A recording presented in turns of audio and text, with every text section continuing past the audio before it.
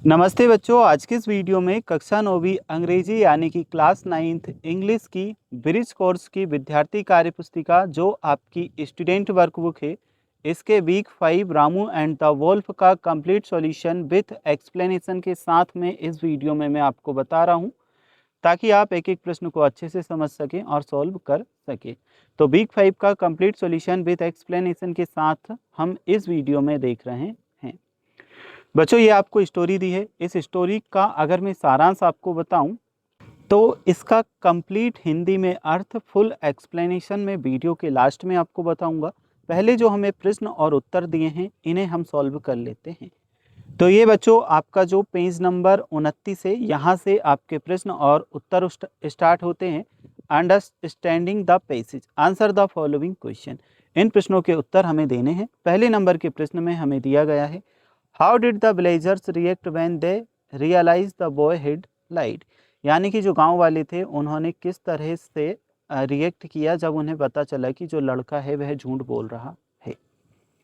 तो इसके आंसर में बच्चों हमने क्या लिखा है, they become very angry and return to their work.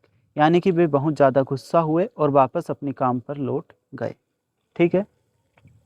How did the villagers react when they realise the boy had lied. जब गांव वालों को पता चला कि जो लड़का है वह झूठ बोल रहा है तो उन्होंने किस तरह से रिएक्ट किया। इसके आंसर में हमने लिखा, they become very angry and return to their work. यानी कि वह बहुत ज़्यादा गुस्सा हुए और वापस अपनी काम पर चले गए। नेक्स्ट है हमारे पास में second question, what happened on the third day. यानी कि तीसरे दिन क्या हुआ। तो इसके आंसर में हमने लिखा है, a real wolf came and killed many sheep of Ramu. What happened on third day, यानी कि तीसरे दिन क्या हुआ। आंसर में हमने लिखा, a real wolf came and killed many sheep of Ramu. यानी कि उस दिन एक रियल जो था वॉल्फ था वह आ गया और उसने बहुत सारे रामू के जो सीप थे यानी कि भेड़ थी उन्हें मार डाला। यहाँ पे बच्चों वोल्फ का मतलब आपके भेड़िया से है। तीसरे दिन वहाँ पे क्या हुआ, एक रियल का जो भेड़िया था वह वहाँ आया और उसने बहुत सारे रामू के जो भेड़ थी उन्हें मार डाला। नेक्स्ट है हमारे पास में question number 3, what did the wolf do in the end. यानी कि जो वोल्फ था भेड़िया था उसने स्टोरी के लास्ट में क्या किया। The wolf killed many of Ramu's sheep. यानी कि वोल्फ ने रामू के बहुत सारे भेड़ों को मार डाला। ठीक है, भेड़िए ने रामू की बहुत सारी जो भेड़ थी उन्हें मार डाला। नेक्स्ट है बच्चों मैच द फॉलोइंग। इसमें हमें मैच करना है, किस तरह से करेंगे देखो मैं आपको बताता हूँ। रामू जो है इसे हम मैच करेंगे प्लेड ट्रिक्स। ठीक है। ब्लेजर्स कैरीड बिग स्टिक्स, इससे मैच करेंगे। रामू ट्रिक्स खेलता था, ब्लेजर्स जो थे वह बड़ी बड़ी लकड़ियां लेकर के आए थे। वोल्फ ने क्या किया था, किल्ड द सीप। यानी कि भेड़िए ने बहुत सारी जो भेड़ें थी उन्हें मार डाला था। सीपों को मारा गया था तो वर किल्ड लिखेंगे। नेक्स्ट है मॉरल। इसका मॉरल क्या है इस स्टोरी का, people do not trust a liar. यानी कि झूठे व्यक्ति पर कोई भी विश्वास नहीं करता है, यह इस स्टोरी का मॉरल है। नीचे बच्चों मैंने यहाँ पे लिख भी दिया है इस तरह से, अगर आप लिखना चाहो तो पहले को मैच करेंगे प्लेट ट्रिक्स से, सेकंड को कैरी बिग स्टिक्स से, तीसरे को किल्ड द शिप्स से, चौथे को वर किल्ड से, पांचवे को people do not trust a liar से मैच करना है। चलिए इसके बाद अगर हम देखें तो फिल इन द ब्लैंक्स हमें दिए हैं, इन्हें हम कंप्लीट करेंगे। पहला है, the blazers carried big sticks in their hands. यानी कि जो गांव वाले थे उन्होंने बड़ी बड़ी लकड़ियां अपने हाथ में ले ली। किस लिए, भेड़ियों को भगाने के लिए। तो ब्लेजर्स हमारा आएगा। नेक्स्ट है, Ramu played a trick when the blazers came the first time.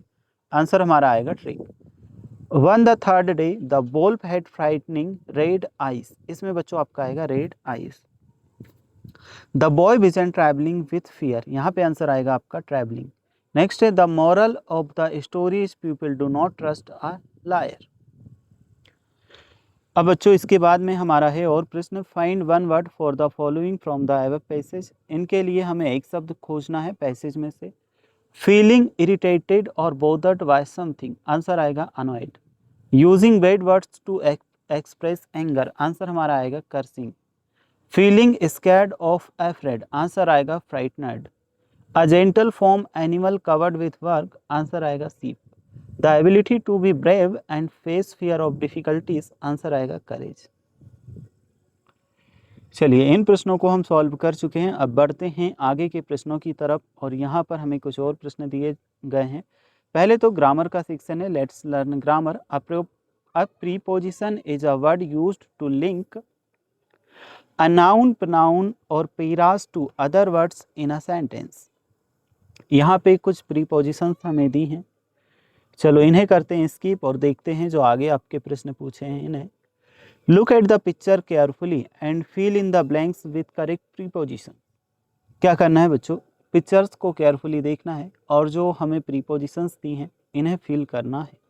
पहले वाला अगर हम देखेंगे तो इसमें हमें दिया है the book is on the table, यानी कि जो बुक है वह टेबल के ऊपर रखी है।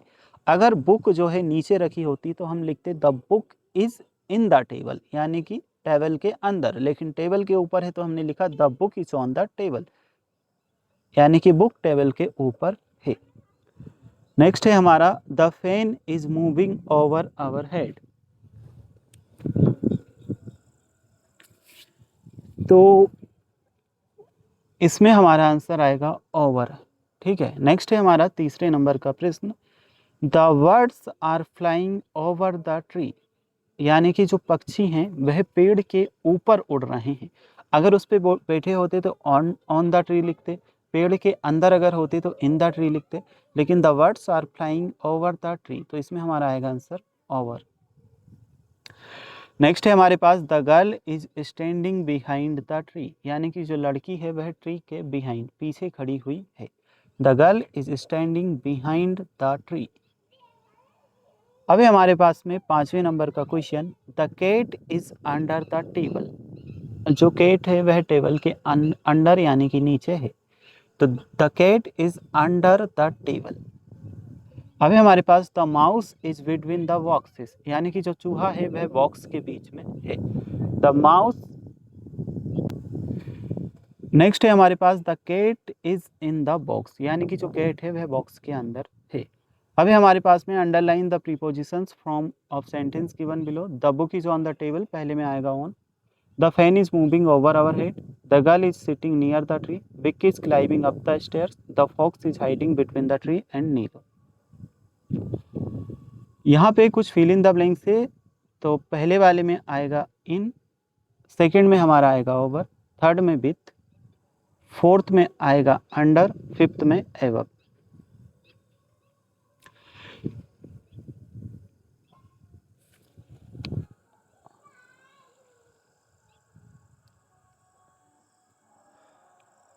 Look at the picture carefully and right a short paragraph about it. इस पिक्चर को देख करके एक पैराग्राफ हमें लिखना था, तो यह पिक्चर आप देखो, इसके अकॉर्डिंग हमने पैराग्राफ लिख रखा है, यही आपको लिखना है। यह आपका कंप्लीट हो चुका है।